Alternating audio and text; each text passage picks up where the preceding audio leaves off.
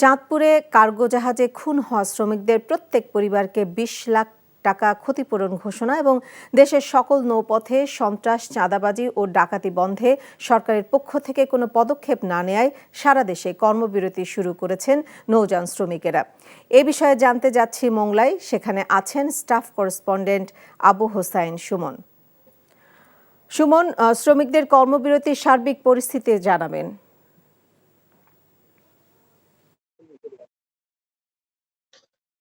নাজনীন, মূলত যে চাঁদপুরের একটি কার্গো জাহাজে যে ৭টি খুনের ঘটনা ঘটে, সে ঘটনায় কিন্তু এই যে প্রত্যেক পরিবারকে আর্থিক ক্ষতিপূরণ এবং নৌ রুটে যে বিভিন্ন স্পটে যে চাঁদাবাজি, সন্ত্রাসী হয়ে থাকে সেই সব বন্ধের জন্য কিন্তু এই যে বিক্ষোভ মিছিল, মানববন্ধন এবং সভা করে আসছিলেন কিন্তু নৌযান শ্রমিকেরা।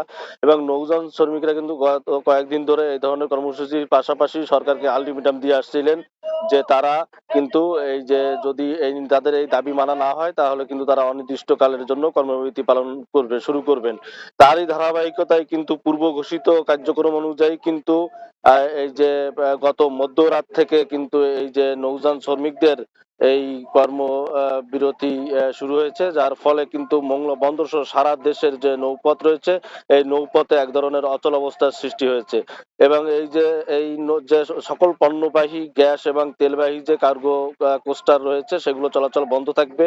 এবং এগুলো চলাচল বন্ধ রেখে এর যে নৌযান কর্মচারী এবং স্টাফ যারা রয়েছেন তারা কিন্তু এই কর্মবিরতি পালন করবেন, যার ফলে কিন্তু সারা দেশেই একটা অচল অবস্থার সৃষ্টি হতে যাচ্ছে।